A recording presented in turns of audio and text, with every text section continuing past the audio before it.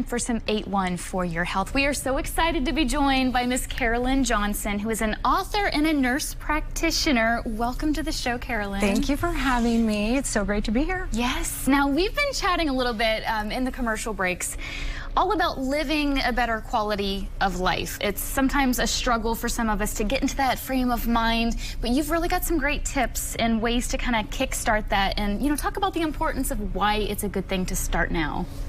According to a recent Gallup poll, it is hard for young American women to prioritize their health. 74% of Gen Z say that it's hard.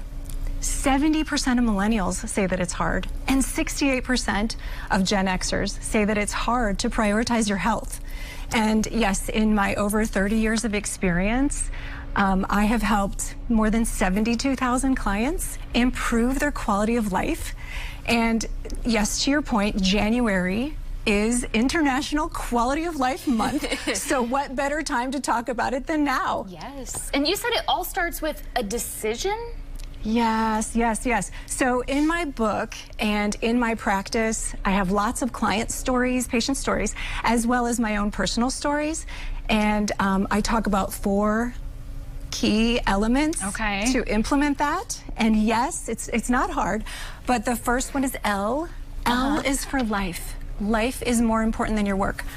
So you have to find your why. This is a picture of my family. This is my why. This is why I choose life to be more important than my work.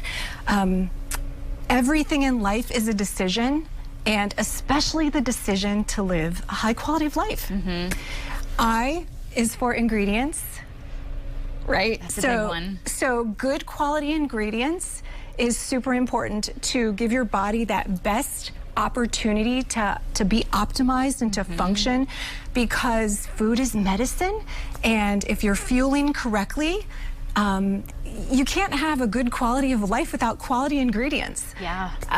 The next one is fitness and fun, and I hear this every day. I hear this every day. Yeah. Oh, Carolyn, I don't have time to get to the gym. Yeah. You know what I say? You got to just get to the gym. Grab the dog. Grab your neighbor's dog. Go around the block. There are so many beautiful trails in this area and programs out there for people just to get into community and to get moving. I think you just have to be intentional about doing those things. Again, because a good quality of life can't exist without fitness. And keep it fun. Do something that you love so that you'll go back and do it again. Yeah, look forward to it. And then the E in life is for energy. And this one is a little more tricky, but energy, I hear this all the time too from my clients. They're like, but Carolyn, I'm so busy. And by the end of the day, they're dragging, right? The afternoon crash that you hear about and fatigue. And women are telling me that, they just need their double espresso, caramel frappuccino, or their double chocolate chip cookie just to get through the day. And I say, that's not what you need. What you need is a good night's sleep. Yeah, and that's hard for a lot of us to achieve. It is hard. You have to be intentional. Yes. For sure. Yeah, practice those strategies. And, I think, too, you said your book is all about being heard. Yes. Yes. What I want to say is that Eva Mendes left Hollywood to raise her 2 children with her partner, Ryan Gosling, away from Hollywood because they decided to do that. Matthew McConaughey and his wife, Camilla, also have chosen to live a more grounded upbringing for their children, also away from Hollywood. And then Oscar-winning award actress Julia Roberts, she also chooses a modest lifestyle by having her own garden and her own veggies. Isn't that fun? Yes. So, in the book, I talk about those stories, client stories, but it is about being heard.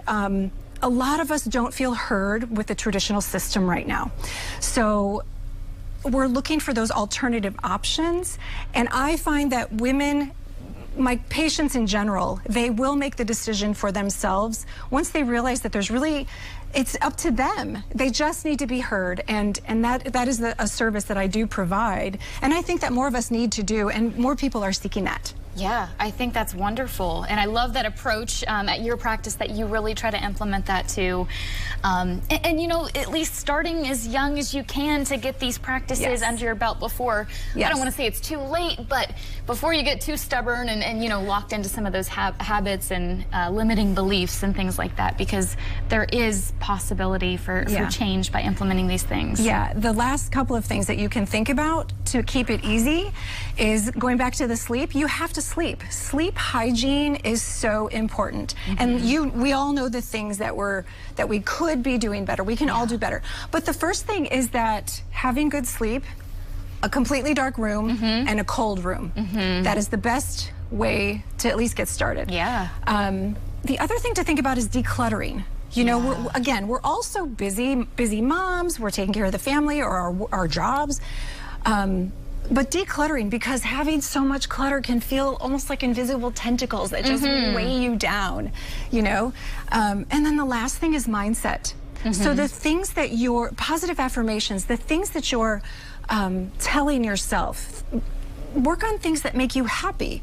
Because in order to have more energy, you need to take care of yourself. And so by starting with those simple, basic things, you should find more energy and then have that better quality of life. It all comes full circle. Yes. I know. You got to make the hard choice, make the decision, you know, to start today and put yourself first. Absolutely. I love it. Where can we go for more information or to get our hands on your book? The book is on Amazon. Okay. To learn more about me and the practice is carolynjohnson.tv. All right. As easy as that. Thank you for stopping by, Carolyn. Thank you. You're welcome. It's been a pleasure to meet you.